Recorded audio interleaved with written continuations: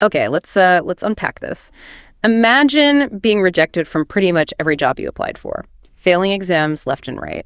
And then, with basically no money, no tech background at all, deciding, hey, I'll start an internet company in 1995, when China barely even knew what the internet was. Sounds less like a recipe for success and more like, well, a setup for spectacular failure, right?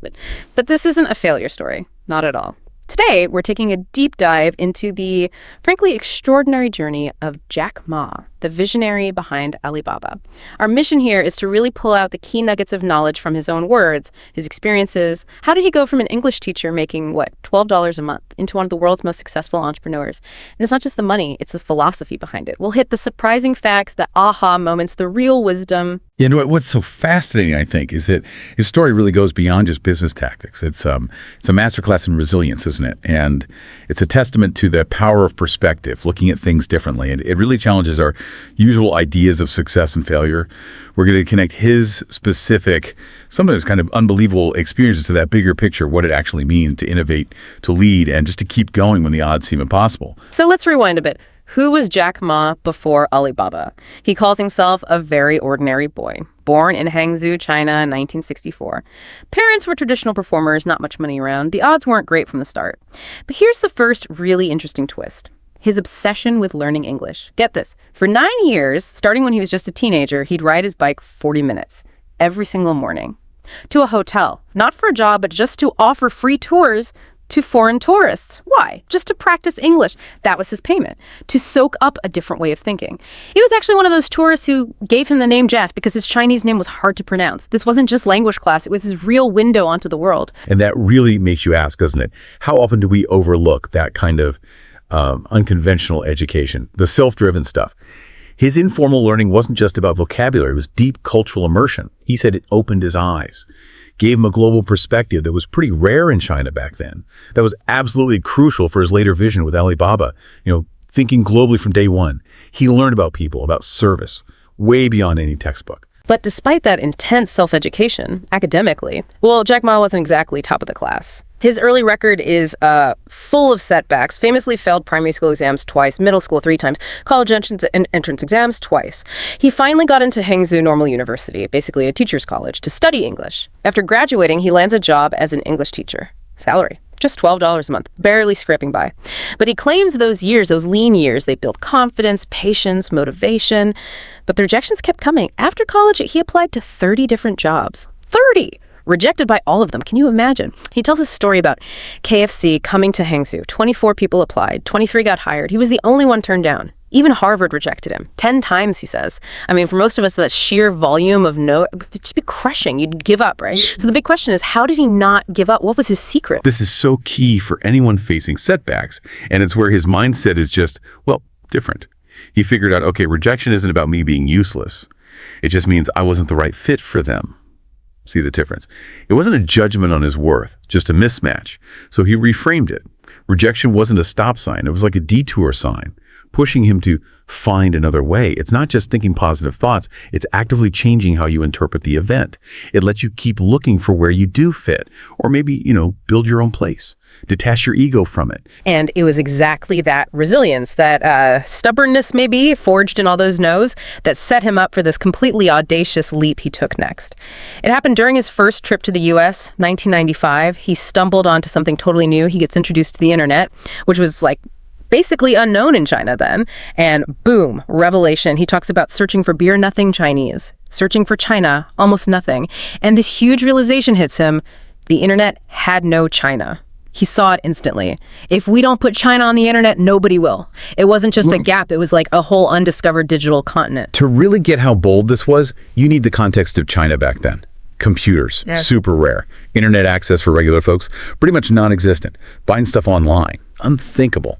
So for an English teacher, zero tech background, to say, I'm building an internet company, it wasn't just ambitious. People thought he was genuinely delusional. But Ma saw the potential, right? Not the tech itself, but the human need, the market, the massive void. He believed in the mission, even without the right skills on paper. And yeah, people literally laughed. He remembers friends saying, Jack, you know nothing about computers. How can you start an internet business? But his answer was so sharp, so clear. I don't need to know how the computer works. I need to know what people want and how to serve them. That's such a crucial insight, isn't it? For anyone trying to build something, focus on the human need, the empathy, not just the engineering. So, 1999. Armed with that conviction, maybe still smarting from the rejections, he gathers 17 friends in his tiny apartment. This wasn't some fancy startup incubator. It was pretty basic. No money, no tech, no safety net, just pure belief. They started Alibaba. The name Alibaba chosen because it was global, easy, and everyone knows open sesame. For them, it meant opening doors for small businesses everywhere. He talks about those first 3 years being incredibly tough. No revenue, no profit, rejected constantly. Not just banks, but over 30 VCs just didn't buy it. People just couldn't get their heads around buying and selling online. The big question was always, who's going to trust the internet? It was a massive uphill fight. So what kept them going? Through all that doubt, all that rejection, when everything looked like failure. He points to two things, really. First, his team's absolute belief in the mission. And second, his own really clear purpose. He often said, I wasn't building Alibaba for me, I was building it for millions of small businesses in China. That core why, it fueled them. It wasn't about getting rich quick. It was about this bigger vision, empowering others. That kind of purpose is like rocket fuel when things get tough. And then around 2003, things started to shift. Alibaba began turning the corner. Not by copying others, but by innovating like crazy. They launched Taobao, their online marketplace. Now, eBay was huge in China then, massive resources. Everyone figured Alibaba was toast. But here's where Ma's deep understanding of Chinese users really shone through. This part's fascinating. Instead of just copying eBay's model, Taobao did things differently. Free listings for sellers, totally radical. Built-in instant messaging so buyers and sellers could haggle, communicate directly. That was huge culturally. It wasn't just a transaction site, it felt like a community, you know. These tweaks, based on really knowing the local market, gave them this incredible edge. And pretty soon, Taobao didn't just compete with eBay, it basically drove them out of China. A real David versus Goliath, won by understanding the customer better. That whole Taobao versus eBay fight, it perfectly illustrates this key idea. Business isn't about just copying what works elsewhere. It's about adapting. Ma was laser-focused on proving the little guys can win if they truly understand their users better than the big players. The lesson for anyone listening, don't just mimic your competitors. Really dive deep into your customer's world. What do they actually need? What are their frustrations? Then build for that. Create unique value. That's how you change the game. And then came Alipay. Another incredibly bold move, born out of pure necessity to build trust. The market just didn't trust online payments. Credit cards weren't common. So e-commerce was stuck. Ma's solution, an escrow system. Alipay held the money safely until the buyer confirmed they got the goods and were happy. Investors screamed, it's crazy, too risky. But Ma was adamant, if we don't build trust, e-commerce will never grow in China. He basically bet the company on it. And it was a massive gamble, financially, reputationally. But it worked. It built that fundamental layer of trust that was missing. Alipay wasn't just a product, it was essential infrastructure. It enabled millions, empowered countless small businesses, and honestly, it helped push China towards a cashless society way faster than many expected. It shows leadership tackling the root problem, not just the symptoms. Fast forward a bit. 2005, Yahoo invests $1 billion. 2014, Alibaba has the biggest IPO in history, $25 billion. Unbelievable success. Yet, Ma said, even then he felt scary, because now responsibility belongs to us. Success wasn't an endpoint, it was a moving target, bringing even heavier weight. And his leadership style. It's so different from the typical serious CEO mold. He's known for being funny, energetic, he'd dance and sing at company events, even dressed up. His philosophy was basically, if you're not having fun, what's the point? He saw the leader's job not as being the smartest, but as being the servant, giving hope, inspiring the team. He had that great line, if you are the smartest in the room, you are the wrong room. It's about empowering others, trusting your team. Which brings up something important maybe for you listening, trying to balance work and life. Jack Ma was really honest about this. He said he didn't balance well, worked way too much, very little time for family. And his regret is really clear. If I could go back, I would spend more time with them. Because no matter how much money you make, family is your true fortune. A powerful reminder, really. So after all this, the rejections, the crazy leaps, the breakthroughs, what's the big takeaway for you, the learner? Ma insists powerfully, the secret is failure. He argues failure is the best teacher. It forces growth, builds resilience, develops humility in a way success just can't. He doesn't see failure as shameful. He calls it beautiful. part of the process. He put it so well with that quote, "Today is hard, tomorrow will be harder, but the day after tomorrow will be beautiful." Most people give up tomorrow night, but if you can hold on, you will see the sunrise. The real problem isn't failing, it's quitting too soon. It's a huge call for just sheer persistence. And that idea about persistence, about patience, it's so crucial, especially today when we want everything instantly, right? He tells young entrepreneurs straight up, don't expect success overnight. He says success takes at least 10 years. If you're not ready for 10 years of struggle, you're not ready for entrepreneurship. That really pushes back against the get-rich-quick mindset.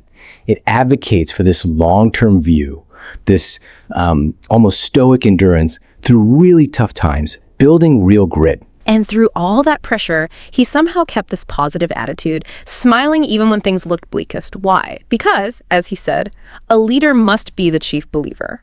Your attitude sets the tone. He also practiced gratitude, reminding himself he was lucky to even try. That perspective shift is powerful. So if Jack Ma were talking directly to you right now, maybe you're starting something, facing rejection, what's his core advice? First, don't fear rejection. Remember, rejection is protection. It guides you. Second, chase customers first, not investors. They're your real validation. Third, think long-term. Embrace that 10-year struggle. And finally, never lose kindness. Business should be about contributing, not just crushing the competition. And for Ma himself, now after all that achievement, success looks different. It's not money or power anymore, it's happiness. For himself, his team, his customers, the impact he has. And if he could talk to his younger self, that struggling English teacher getting rejected everywhere, he'd say, don't worry, all those rejections, all those failures, they aren't stopping you, they're preparing you for something huge. Just keep going. They'll laugh today, but tomorrow, you'll make them believe. That's a really powerful note to end on, isn't it? The whole journey of Jack Ma, it's just this incredible masterclass in turning setbacks into springboards. And maybe it's a reminder that sometimes the path to fortune, to success, it doesn't start with open doors. It starts with just relentless, maybe even defiant knocking. Absolutely. This deep dive into his story, it really challenges how we think about success, doesn't it? It makes you wonder, what if your biggest failures aren't actually failures? What if they're the very things building the strength, the perspective, the unique insights you need for whatever comes next? Food for thought. We really hope this deep dive has given you plenty to chew on, whether you're facing your own rejections, building something new, or just trying to lead with a bit more purpose.